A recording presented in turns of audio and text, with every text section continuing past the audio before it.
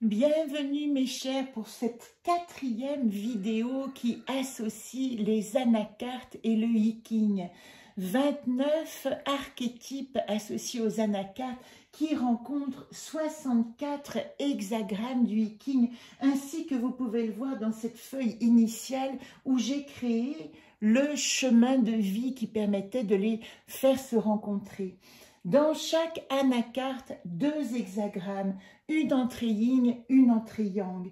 Et aujourd'hui, je vais vous parler de suis-je. Pourquoi? Parce que nous sommes dans notre 4e semaine dans notre chemin de vie de l'année 2024. Vous voyez que sans arrêt, les chemins se croisent et se rencontrent. Mais en 2024, nous avons décidé d'entreprendre ici avec Canal Intuition.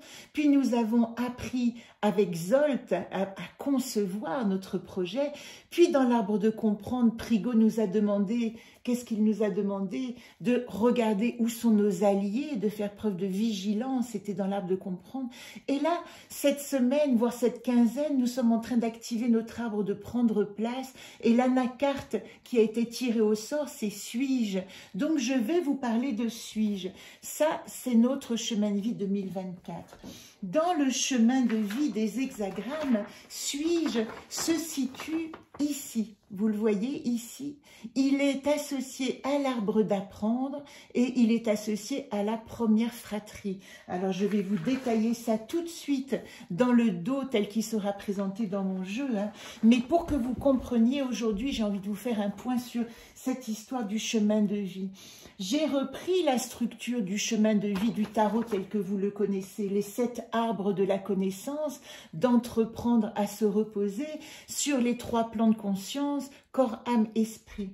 Quand je les ai associés aux anacartes, il y a eu 4 lignes, puisqu'il y avait 29 anacartes, donc il y avait situation actuelle, atout, problématique, solution, dans les 7 arbres de la connaissance, la 29e anacarte étant ce qu'on appelle le saut quantique de la conscience, que nous retrouvons aussi avec la 13e gardienne dans le jeu Solune. Mais dans les hexagrammes, nous avons 64 hexagrammes et nous avons surtout 8 pakwas. Et je vous en ai déjà parlé de ces pakwas. Alors je vais vous refaire simplement en 1 minute le rappel. Vous voyez, tous ces pakwas, ce sont les trigrammes qui constituent les hexagrammes. Un hexagramme est constitué de 2 trigrammes. Chaque trigramme a une entrée yang ou yin et correspond à une énergie élémentaire. Nous avons ici du tout yang, Chen, le créateur. Puis nous avons ici du tout yin, Quen, la terre. Et puis après, nous avons les 3 fils, Chen. Alors vous voyez, le trait yang est en bas et il pousse les traits yin vers le haut. Et puis Kan, il est déjà monté d'un cran, c'est le 2e frère et il a déjà passé une étape, donc le yang, le yin réapparaît, le yang est au milieu et le yin va être poussé. Il va être poussé par Ken, la montagne, qui lui se retrouve avec un trait yang, et là j'avais une erreur, excusez-moi, et 2 traits yin. On remarquera déjà que la fratrie des hommes, des frères, elle est composée de 1 trait yang et 2 traits yin. Et si on continue, c'est tout simple. On a la fille aînée, Swen, le vent, qui est constituée de 2 traits yang vers le haut, mais l'énergie yin pousse en bas, elle donne Li, la 2e fille, le feu, avec le trait yin qui se retrouve au milieu, les 2 yang de chaque côté, et puis comme ça continue à monter, c'est ça le système énergétique de l'hexagramme, c'est que le début est en bas et on monte vers le haut, et on arrive donc à Tway, le lac, la joie, la 3e fille, qui a 2 traits yang qui poussent cette ultime trait yin. Ce sont les pakwas. Les hexagrammes sont constitués de pakwas. Alors, quand vous reprenez, vous voyez ce que je suis en train de vous dessiner à chaque fois que j'ai fait une carte, c'est-à-dire les hexagrammes associés aux cartes, eh bien vous voyez que si je cherche suis-je, je suis dans l'arbre d'apprendre. Eh bien apprendre, c'est Kan, le 2e fils. Le 2e fils, c'est l'eau. Le 2e fils, c'est celui qui va aussi montrer les difficultés. Il y a un enjeu, il y a quelque chose à traverser avec le 2e fils. Et puis si je suis dans l'axe relationnel, donc ici c'est ce que j'ai à apprendre avec suis-je. Et ici, dans l'axe relationnel, je suis dans la première fratrie. La première fratrie, elle est considérée comme ceux qui vont prendre la succession des aînés. Alors, maintenant que je vous ai un petit peu expliqué cet arbre, vous allez pouvoir comprendre, j'ai peut-être oublié de vous dire ça, que vous voyez, ici on pourrait identifier cette première ligne, non plus comme la situation actuelle, mais comme l'état au monde. La deuxième ligne de la première fratrie, qui était la ligne des atouts dans le jeu initial, eh bien ici c'est les chances et les opportunités. La troisième ligne, pardon, qui est constituée de la deuxième fratrie. Alors ici, j'ai fait, excusez-moi, hein, j'ai parlé de Cannes. Oui, il était la Cannes. La deuxième fratrie, pardon, qui correspondait à la problématique, c'est les challenges et les confrontations. Et puis l'ultime, qui était invitation-solution, c'est l'encouragement. Voilà. Donc déjà, on peut avoir une première lecture quand on sait que suis-je est ici. Dans la deuxième ligne, on sait que non seulement on est dans l'exploration de notre émotionnel, Cannes ici, mais on est aussi dans la possibilité d'encouragement d'évolution. Et vous allez voir à quel point c'est congruent avec ce que nous dit suis-je. Suis-je la question existentielle? Dans ma question se trouve la réponse. Je vous renvoie évidemment à la playlist de la poésie des archétypes où vous verrez toutes les dimensions de l'anacarte suis-je.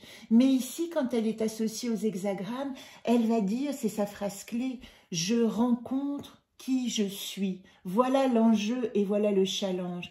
Et pour sa dimension yang, elle va être accompagnée de l'hexagramme 3, Chuen, la difficulté initiale, qui est constituée de Chen, le tonnerre, et de Kan, l'eau, donc deux fils. C'est pour ça que tout sera en bleu marine.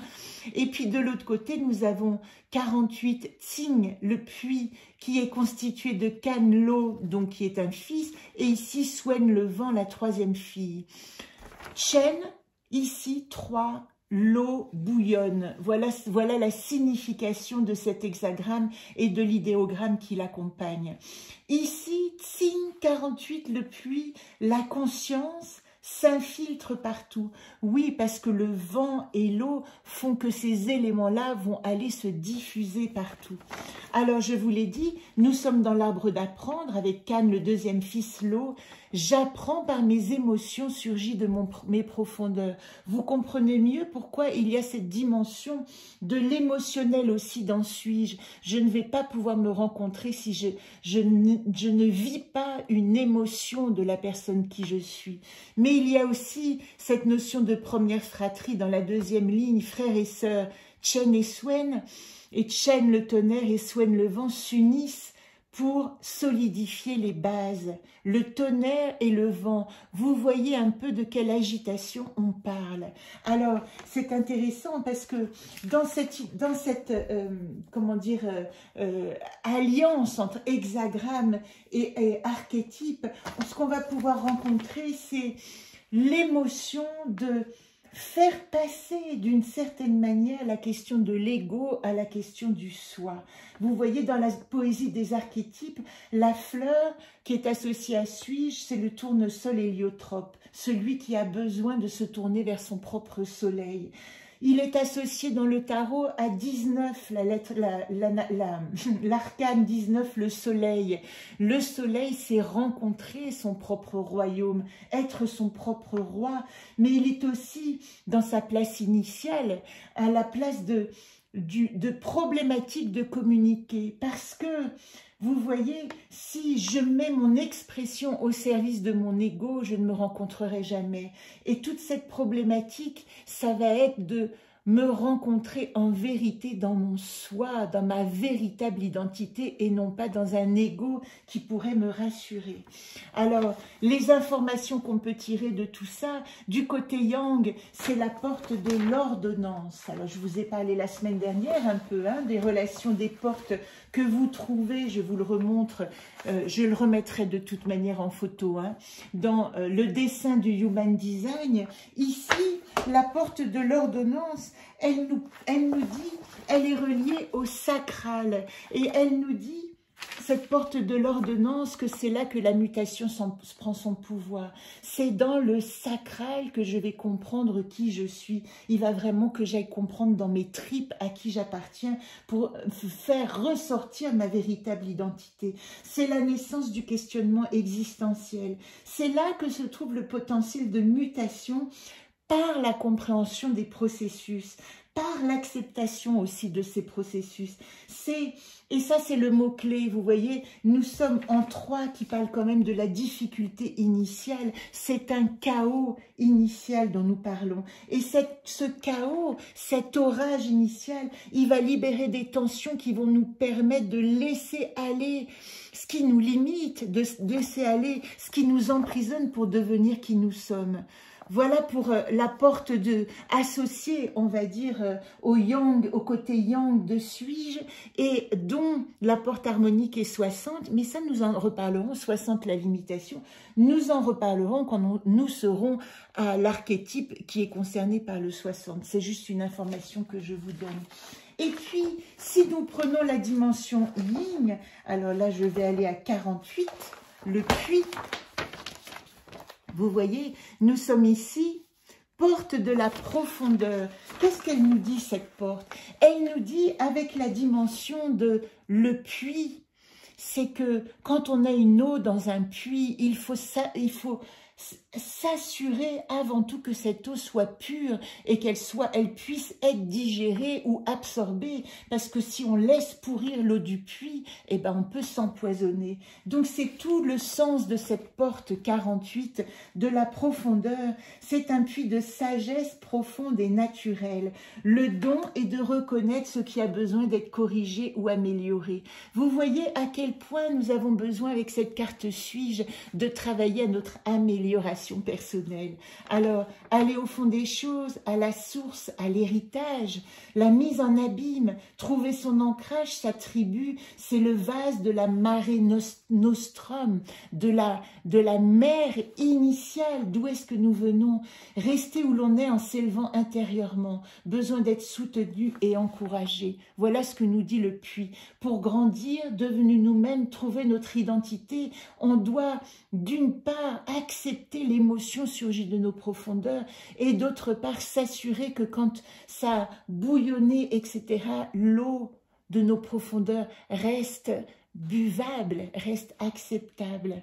Alors j'ai oublié de vous dire, mais je reprends le livre, je vous le montre simplement, nous sommes déjà à 12 minutes, du Viking Tao et Astrologie de Christophe Guillaume, qui associe pour la partie Yang, Chuen à Mars, Saturne, Pluton, Bélier, des difficultés et des carrés. C'est ce à quoi nous nous confrontons. La ligne n'est pas toute droite pour nous rencontrer. Et puis de l'autre côté, il associe le puits, évidemment, dans son féminin, à l'eau, la lune, la balance, l'inconscient, les maisons 4, 8 et 12. Et là, je vous renvoie évidemment à votre dictionnaire astrologique pour essayer de comprendre ce que veut dire cette dernière signification. Évidemment que c'est très complet. Si on a envie d'aller jusqu'au bout, on peut se contenter déjà de ces informations. Et puis, je finirai simplement en vous montrant cette magnifique carte dessinée.